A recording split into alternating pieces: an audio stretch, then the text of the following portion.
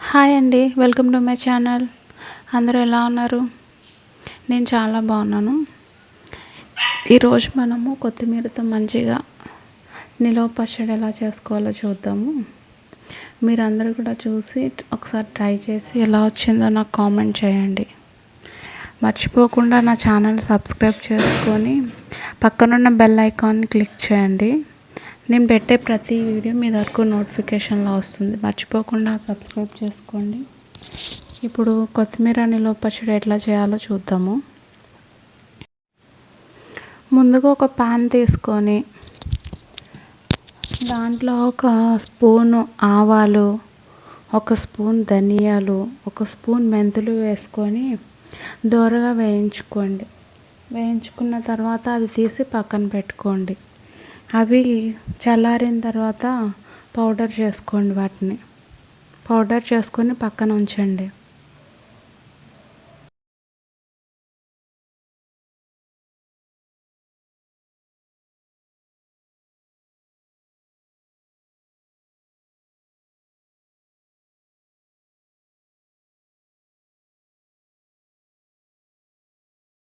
అలాగే ఇంకొక పాన్ తీసుకొని దాంట్లోని చింతపండును, కొత్తిమీర ఇవన్నీ వేసి వేయించుకోవడానికి సరిపడా కొంచెం ఆయిల్ వేసుకోండి.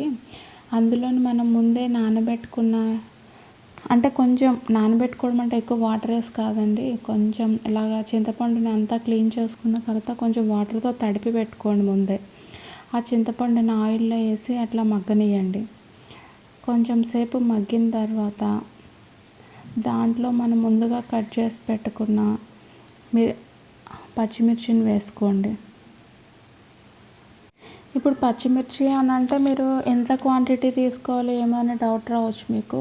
ఎంత అంటే మనం ఇప్పుడు ఒక కట్ట కొత్తిమీర తీసుకుని పెద్ద కట్టలు ఉంటాయి కదండి, అట్లా పెద్దది తీసుకుంటే కనుక ఒక 100 గ్రామ్స్ చింతపండు సరిపోతుంది. అందులో ఒక 8 మిర్చి తీసుకుంటే సరిపోతుందండి. అందులోకి అంటే కొంచెం కారం ఎక్కువ తినే వాళ్ళు ఎక్కువ వేసుకోవచ్చు, ఏం ప్రాబ్లం లేదు. తినని వాళ్ళైతే ఒక 8 వేసుకున్నా 7 వేసుకున్నా సరిపోతుందండి. ఆ మిర్చి కూడా కొంచెం వేగిన తర్వాత మనం ముందుగా కట్ చేసి పెట్టుకున్న కొత్తిమీరను కూడా, కొత్తిమీర మరీ పెద్దగా కాకుండా మరీ చిన్నగా కాకుండా కొంచెం మీడియం సైజులో కట్ చేసుకోండి. ఎందుకంటే మనం చట్నీలోకి నిలవ పచ్చడి కాబట్టి అట్లా కాడలు కింద ఉంటేనే చాలా బాగుంటుందండి టేస్టీగాను. అందుకని కొంచెం మీడియం సైజ్ కట్ చేసుకొని కొత్తిమీరని పెట్టుకొని ఉంటే ఈ పచ్చిమిర్చి మగ్గిన వెంటనే కొత్తిమీర కూడా వేసుకోవచ్చు మనం. పచ్చిమిర్చి కొంచెం లైట్గా మగ్గిన తర్వాత అండి కలర్ చేంజ్ అవుతుంది కదా, అప్పుడు కొత్తిమీరని వేసుకోండి. అంతా ఒకసారి పట్టదు కాబట్టి కొంచెం కొంచెంగా కొత్తిమీర వేసుకొని మొత్తం కలుపుకోండి. నేనైతే ఎక్కువ తీసుకున్నానండి కొత్తిమీర. మీరు కొంచెమే ముందుగా ట్రై చేయండి, తెలుస్తుంది కదా. కొంచెం ట్రై చేసేవాళ్ళు కొంచెం తక్కువ క్వాంటిటీలో చింతపండు కూడా ఒక 100 గ్రామ్స్ తీసుకోండి. నేను 2 పెద్ద కట్టలతో చేశానండి పచ్చడి, అందుకని ఎక్కువగా ఉంది. మొత్తం అంతా ఇదిగో ఈ రకంగా వచ్చిన తర్వాత స్టవ్ ఆఫ్ చేసి ఇది చల్లారనియండి.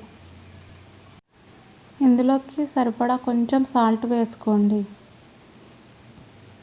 సరిపడా ఏం అవసరం లేదు, కొంచెం వేసుకోండి. మళ్ళీ తర్వాత మనం మిక్సీ పట్టిన తర్వాత వేసుకోవచ్చు సాల్ట్. ఇందులో కొంచెం వేసుకుంటే కలరు ఎక్కువ చేంజ్ కాకుండా ఉంటుంది కొత్తిమీర, అది అందుకని వేసుకోవాలి.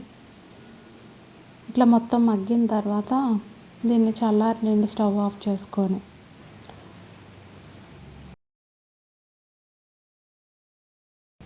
తర్వాత ఇదంతా మిక్సీ పట్టుకొని పేస్ట్ చేసుకోండి. మరి ఫైన్ పేస్ట్లా కాకుండా కొంచెం నార్మల్గా పరకగానే చేసుకోండి, అట్లనే బాగుంటుంది చట్నీకి.